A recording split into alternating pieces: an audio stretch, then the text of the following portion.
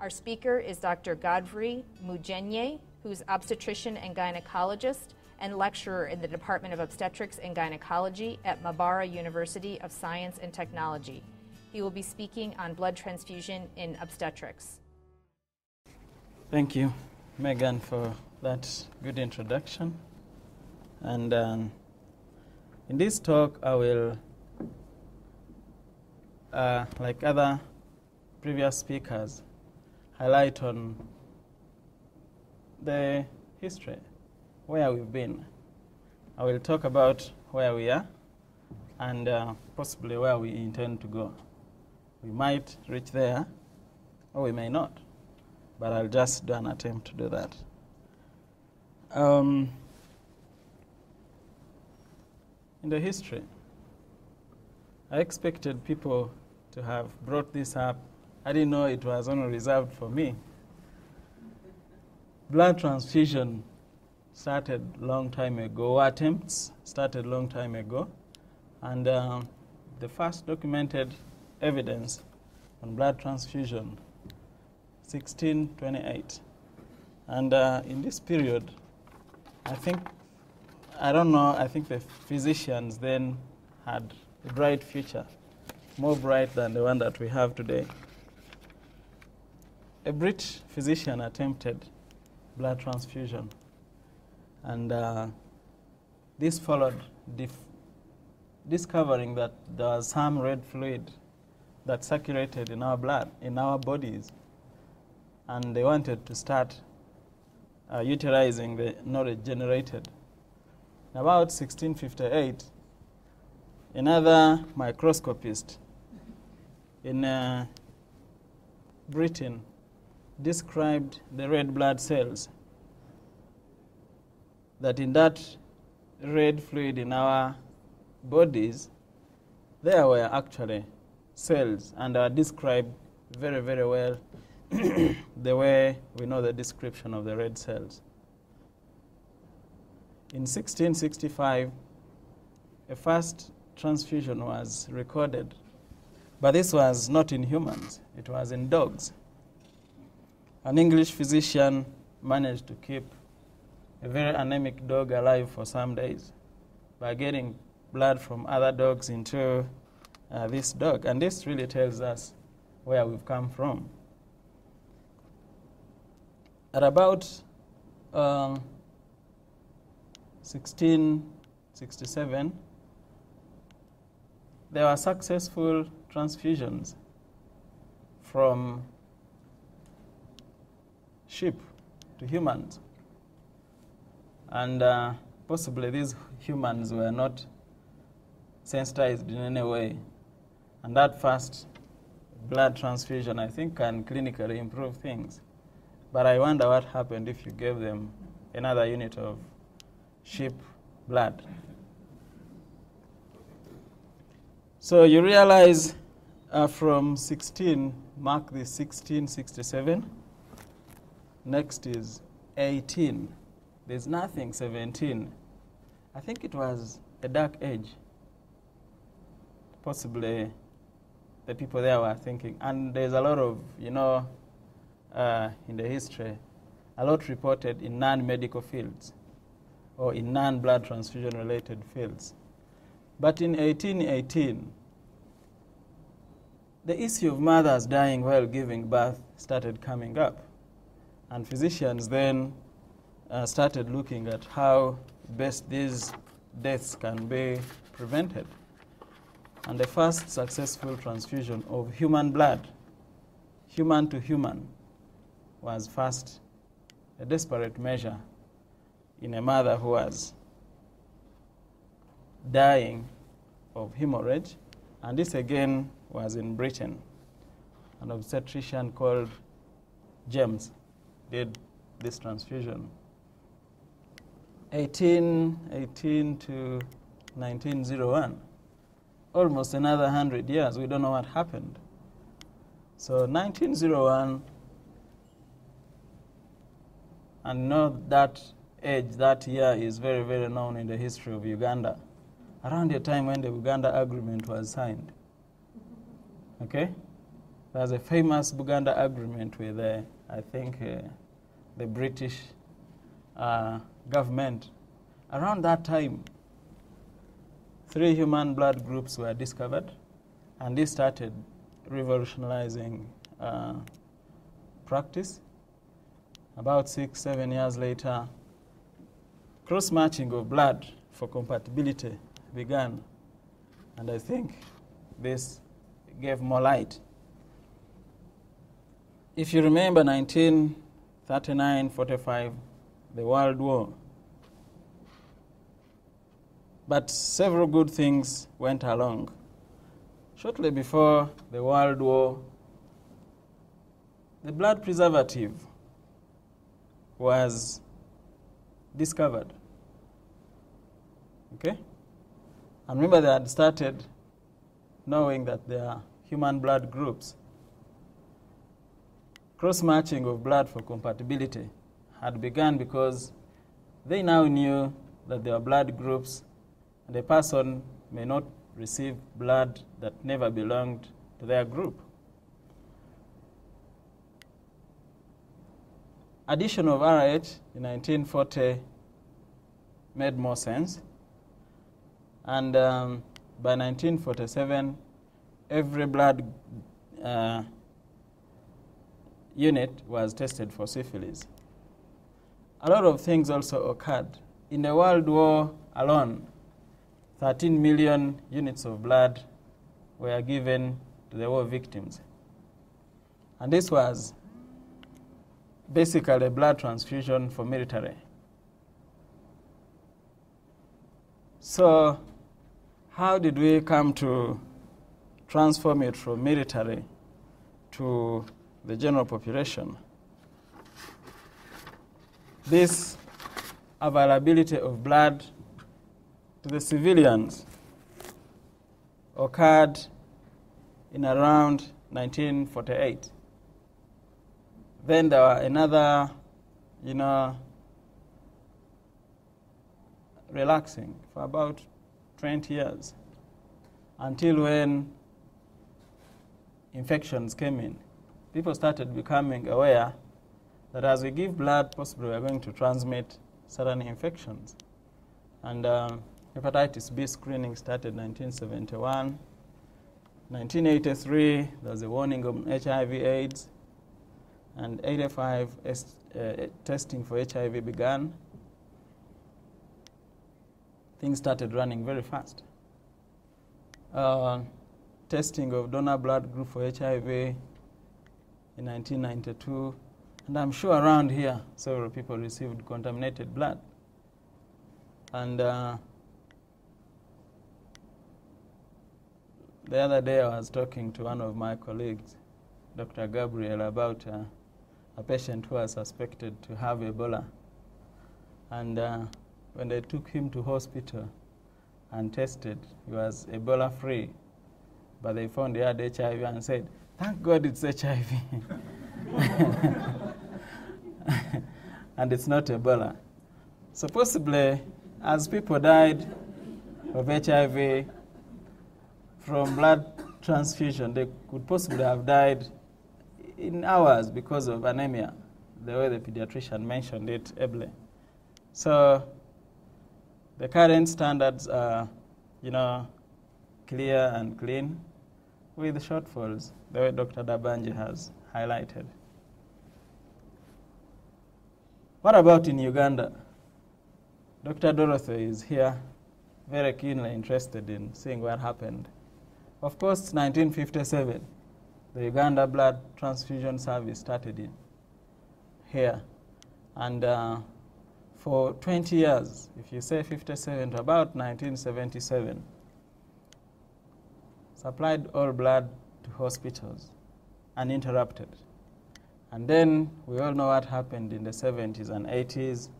A lot of civil strife, wars, insufficient equipment. I had the Uganda Blood Transfusion Service had no telephone services for 7 years, you said? 7 years without a telephone line. So you can imagine what we were going through.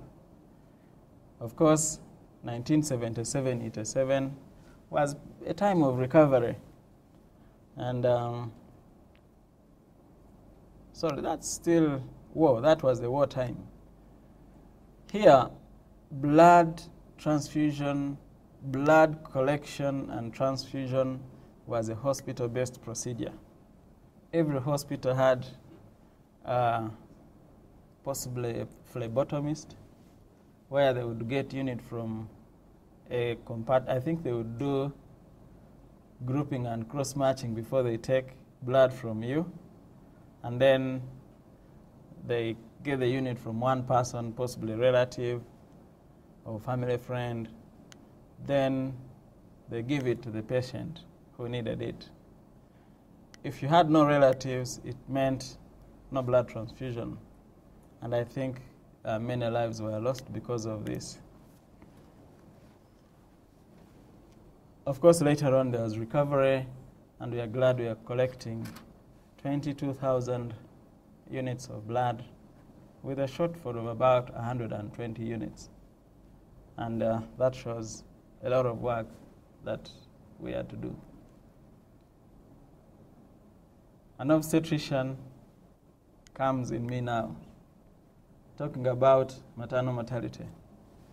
The global burden of peripartum hemorrhage, and this includes both antepartum and postpartum. Hemorrhage is a big thing in here. 530,000 women die each year from pregnancy and child-related cause, and 99% of these occur in countries similar to the sub-Saharan African. And about 14 million women develop PPH every year, of which 2% die within 2 to 4 hours of the onset of the postpartum hemorrhage. And basically, what happens is there is either discontinuity or bleeding from the placental site, and the blood has to fill the uterus, and what you see is just what is escaping. If she's pregnant, cervix is closed, you can have bleeding within, and you just see someone collapsing. You don't see where the blood is going. And of course, hemorrhage accounts for 34% of the deaths in Uganda. And infections related to pregnancy, 21%, pregnancy-related sepsis, and of course hypertensive disorders. Those are the top 4 causes of death in Uganda. A little different from what happens in the developed world, where possibly you find hypertensive disorders coming in, and coagulopathies and other conditions, which might either be rare here or not well detected and documented. The incidence of severe peripartum hemorrhage, again, most frequent emergency in obstetrics, PPH, about 0.5 to 5% of the deliveries. The place where I come from, we deliver on average about 10,000 every year, and that means about 500 women suffer from PPH. We need to anticipate and institute preventive measures on the patients that we are managing all the time. We cannot do without anticipating PPH. In my practice, I assume every woman of any color, any weight, any height, economic status is likely to get PPH, and I do what it takes to prevent that. Of course, it comes with proper training. Emergency preparedness is very critical, and if we do this, we can effectively reduce the frequency of PPH and its resulting morbidity and mortality. Peripartum hemorrhage, as defined by WHO. Thank God WHO defines most of our guidelines in obstetrics very, very, very clearly. Okay?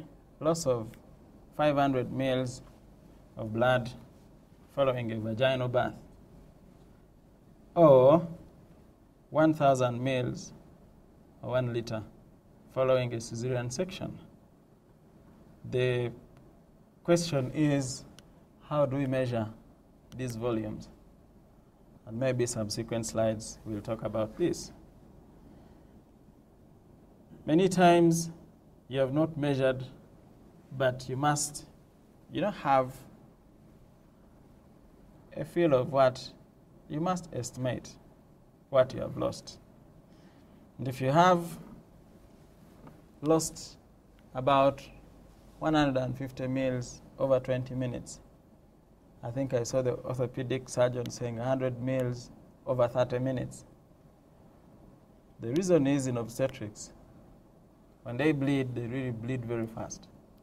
So if you're losing 150 ml over 20 minutes, or 50% of circulating blood volume within 3 hours, and this you can know. They tell you she delivered at home, then she came to the health facility, bleeding. Now the time she reaches you, you might not easily quantify how much time, but clinically the 3 hours is very, very, very important, and we know the total blood volume. So if you estimate, and this we find challenges. You ask, and they tell you that she bled a basin full of blood. I think common basins here are about 15 liters. So if someone has bled a basin full of blood, then they are in negative, isn't it? So you must be able to take proper history and know what is happening. Or any acute loss of blood of about 1.5 to 2 liters. These three will define what we call severe bleeding or severe blood loss. Causes. What is causing PPH?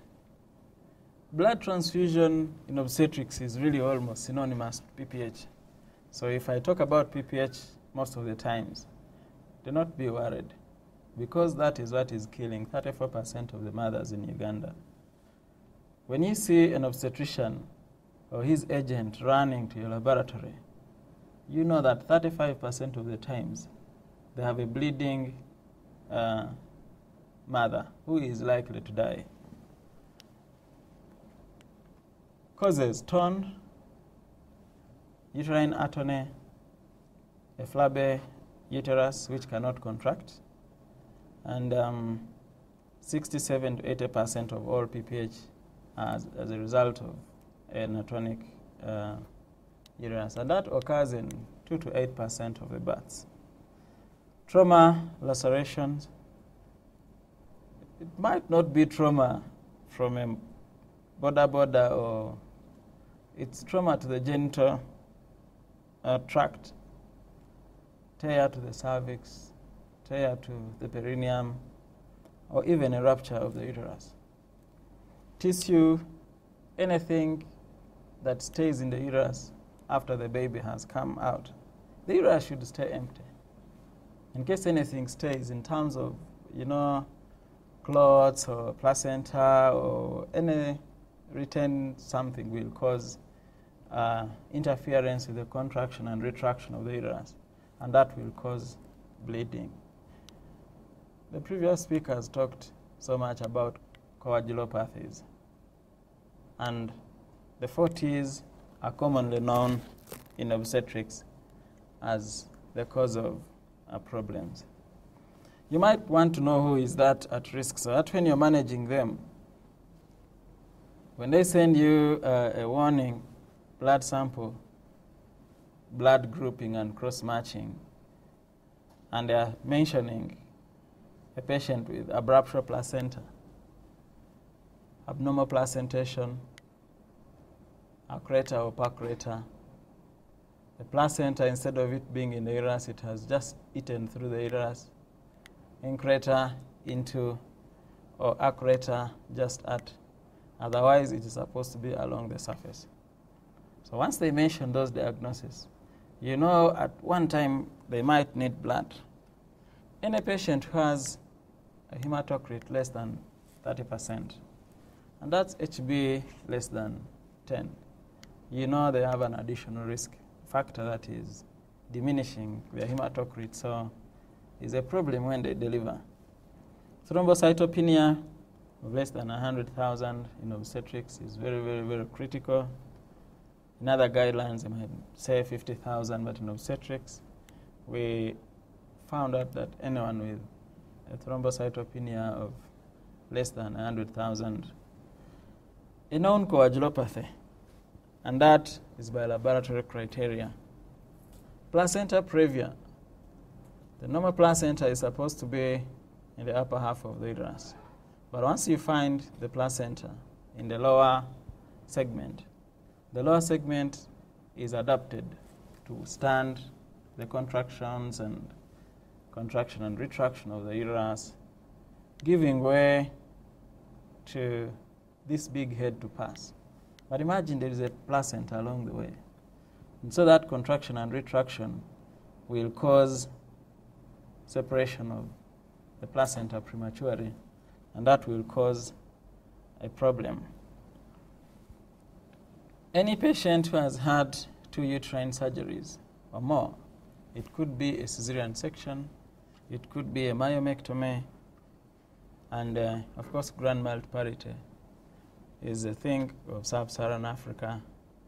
We can't do without it because I think there's a lot of insecurity surrounded with fewer children in the family. Until when we improve that security in the families, the only way families are surviving is possibly by cultivation.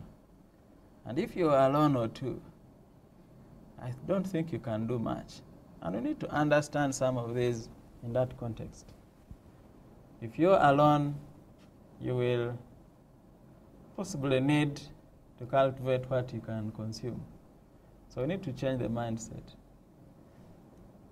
Triplets, some tribes in Nigeria have a prevalence or incidence of twins to about 45 for every 1,000 births. And that's a very high incidence of twinning. If you have more than 2 babies growing in the uterus, the overdistension that is associated with the uterus will lead into problems with contraction following the delivery. And of course, the history of postpartum hemorrhage in that particular patient. If you have had it before, you can get it even better or harder. So let's anticipate PPH in all our mothers, and that will help us to manage them better. How do we know that this patient has bled, I should say, enough? How do you know that this is sufficient to raise an alarm? We are looking at methods of estimating blood loss. And many people define PPH as, loss of 500 mils of blood or any volume that leads to deterioration of the mother's condition. But how are we measuring the 500 mils? Do we have a gauge? Where do we connect the gauge? And how do we collect the loss to measure?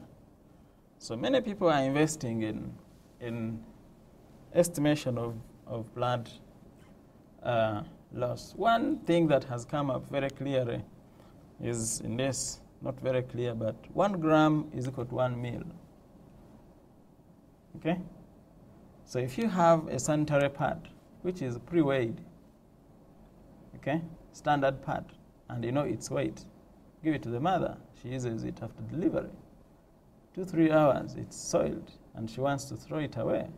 Throw it on a weighing scale and measure it, and then subtract from the initial weight before it was used. And so the difference in males is going to be the blood loss in that pad. And that is very, very, very, very important.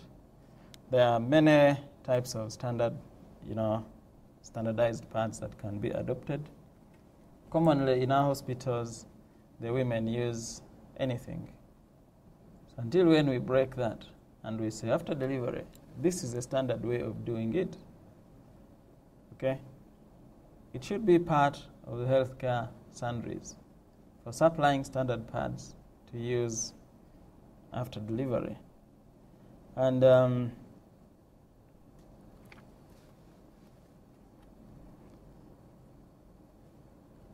in other centers, there is a polythene bag that is connected at the foot of the bed after the baby is delivered and clamped the cord. Of course, that means amniotic fluid is already drained. Before the placenta is delivered, you connect these polythene bags under the buttock of the mother, and all the loss will collect into this open bag, and the bag is calibrated, and then you can just read. This is used to collect the blood when the mother is still on the delivery couch. But what about when she leaves and goes to the ward? So the two methods must work together. Of course, you must use a graduated collection container, and there are other materials that you use during a cesarean section or during delivery, like the gauze, the mops. You need to quantify.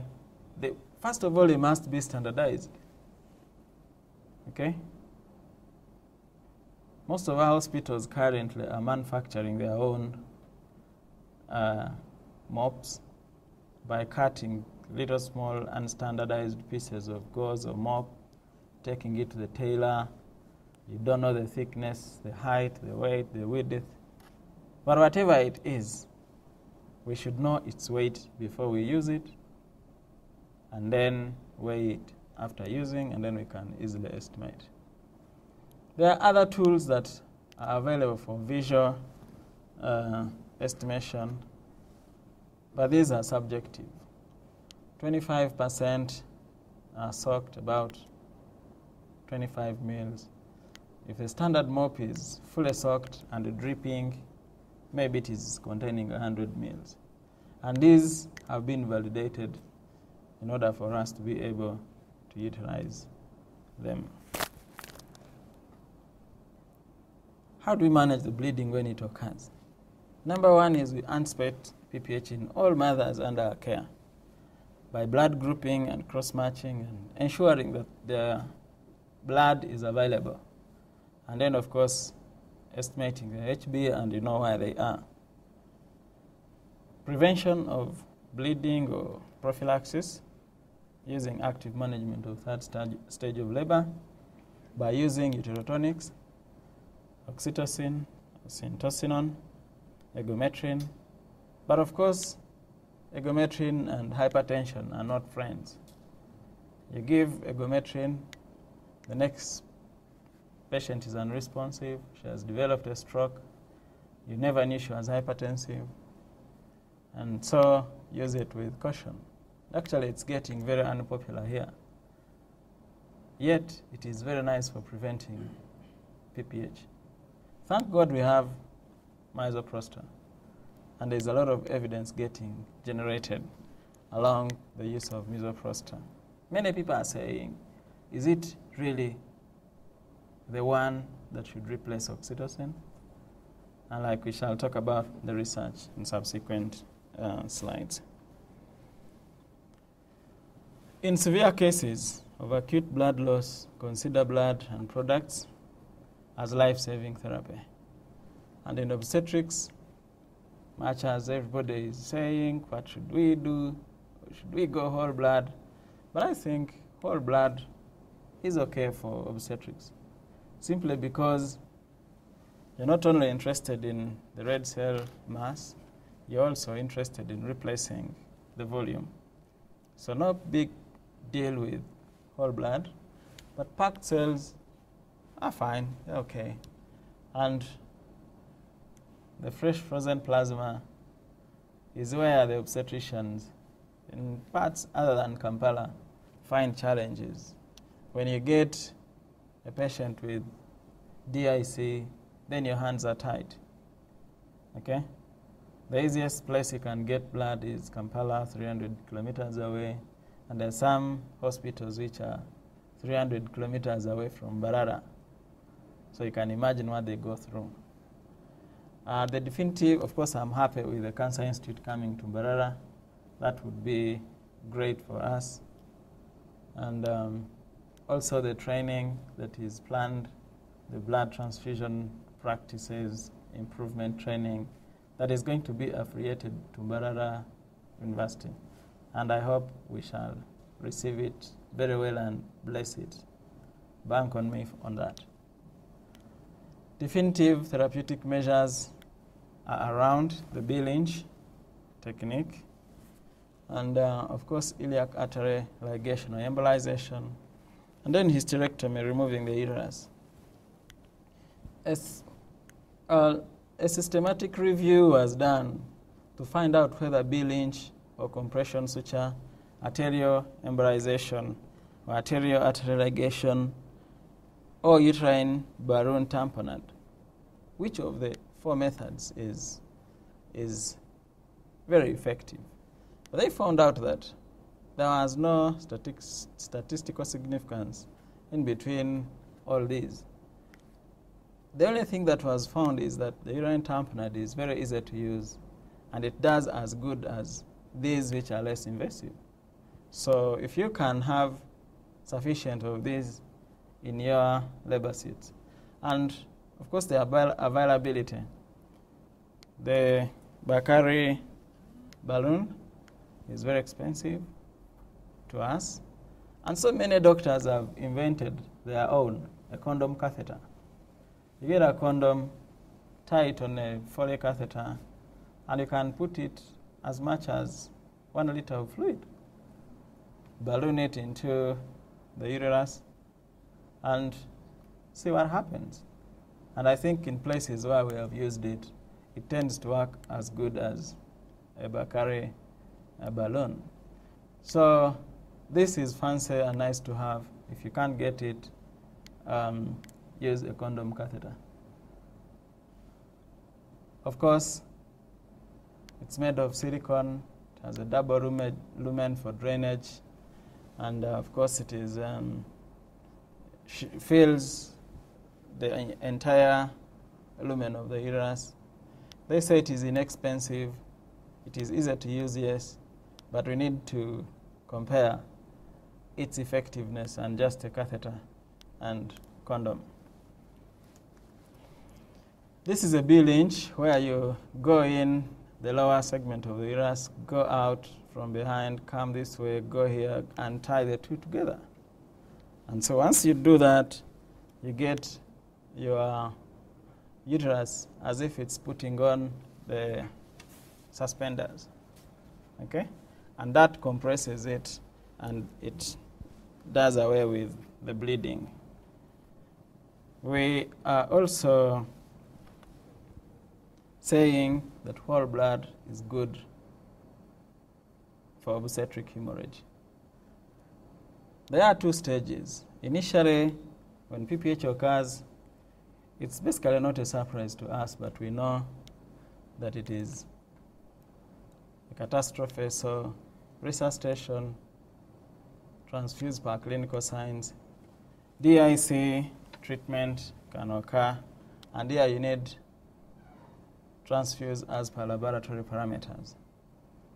And supportive measures are very, very, very critical. Keep the patient warm, correct metabolic acidosis, effective communication with the family.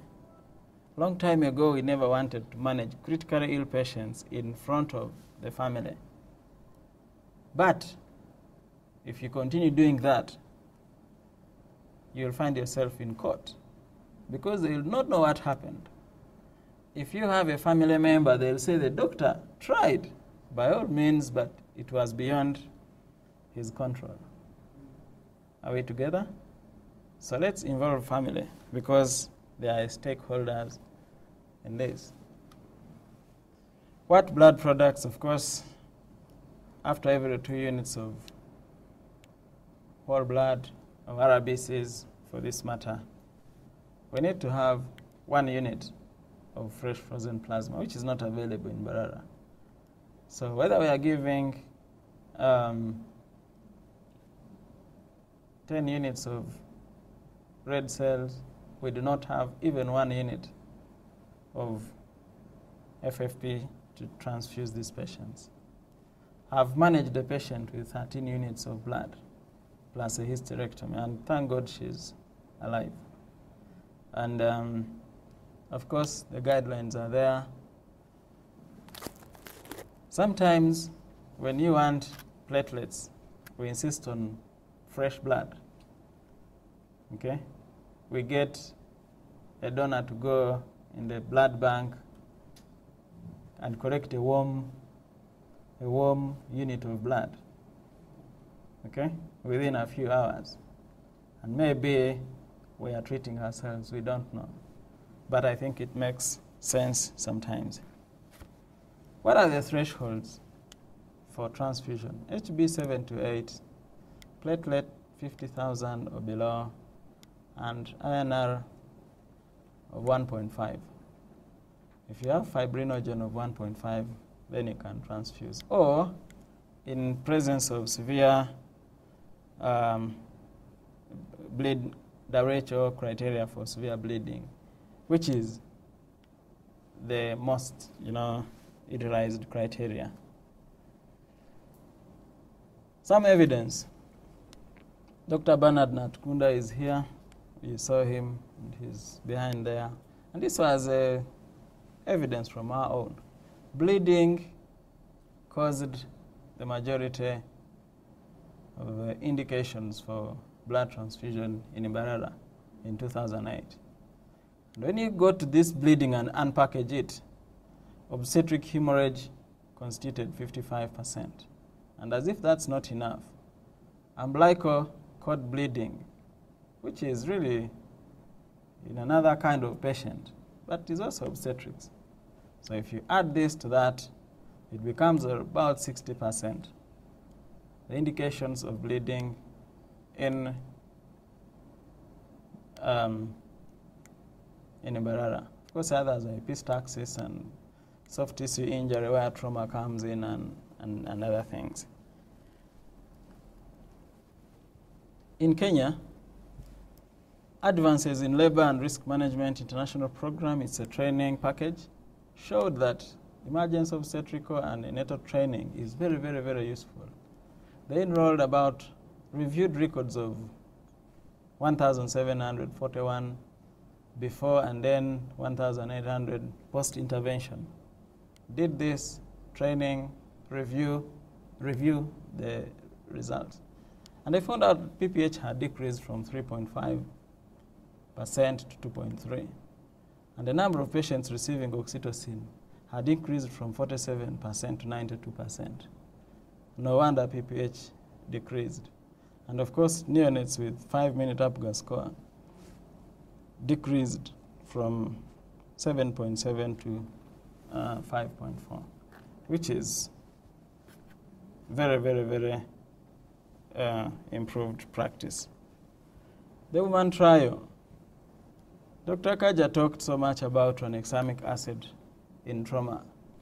And now we started borrowing a leaf. It's all, trauma, but from a different side, and pathophysiology. So the woman trial is an international multi-center clinical trial, which is using tranexamic, which blocks fibrinolysis, and it's used in surgery to reduce hemorrhage. There was systematic review which showed that the risk of transfusion was diminished by 39% when tranexamic acid was utilized. Of course, reduced transfusion volume by 1.1 units and reduced need for reopening due to bleeding. There are about 3 trials which had used tranexamic acid for PPH. but with only 460 patients. And in general, there was reduction in postpartum blood loss, but it was noted that the quality of the trials was very, very poor. And so, basing on that systematic review, the WHO issued guidelines for use of tranexamic acid for treatment of PPH when other measures fail. And noted that the evidence was weak, and so recommended trials on tranexamic acid for PPH. And so this is the background for the woman trial.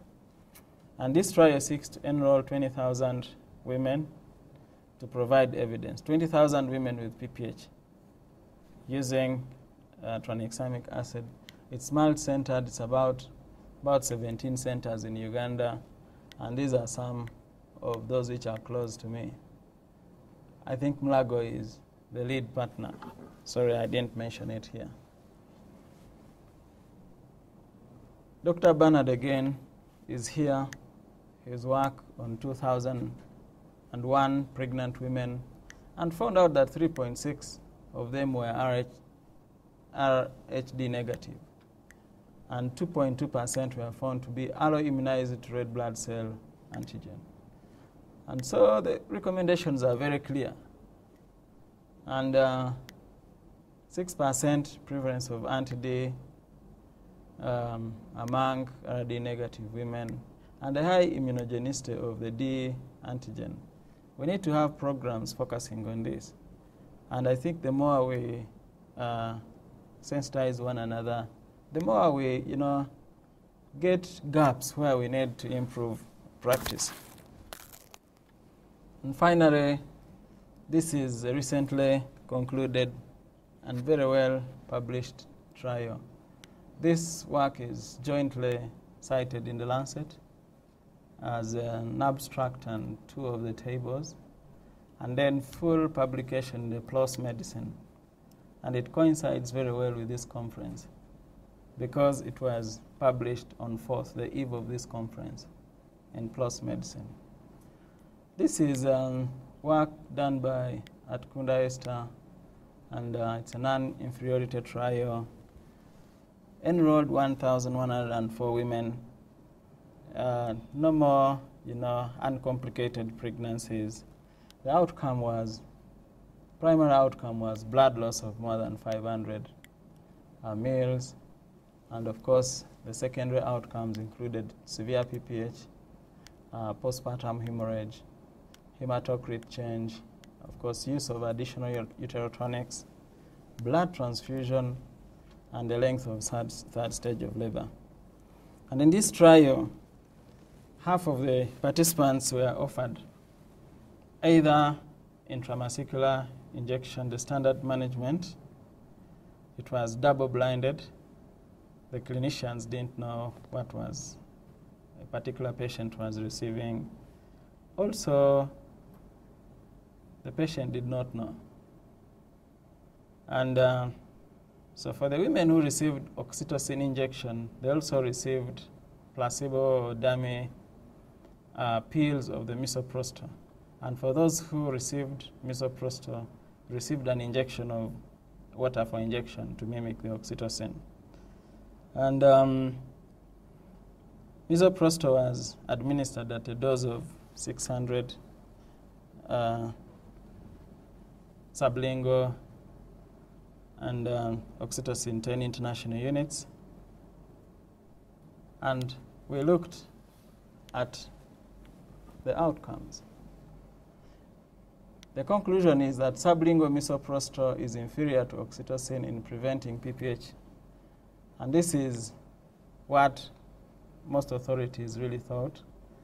And some people thought Misoprostol is either equal or more. But I think evidence is showing that it is inferior where Oxytocin is available. And wherever Oxytocin is not, then Misoprostol should come in very, very, very, very handy, because there was no significant difference in all other clinical significant secondary outcomes. When he compared the two, we looked at blood loss immediately and over 24 hours. And actually, the accumulative, and there is a big question in the definition, and now remember, WHO says definition of PPH, blood loss of 500 mils or more, but during which period of time?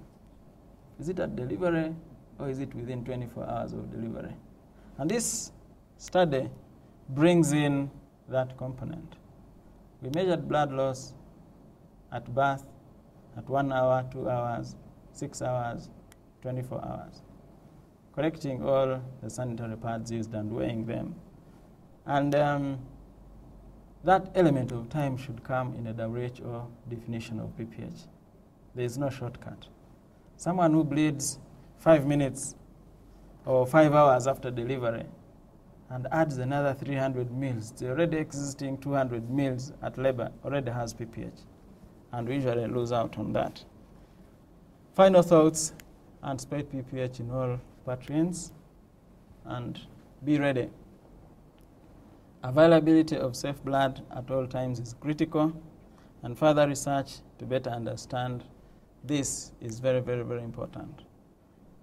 I didn't know that I was investing already in partnering with Uganda Blood Transfusion Service to train health workers at Mbarara University. Thank you for listening. Our goal is always to have a healthy mom and healthy baby. One without the other is failure. We shouldn't give up. Thank you for listening.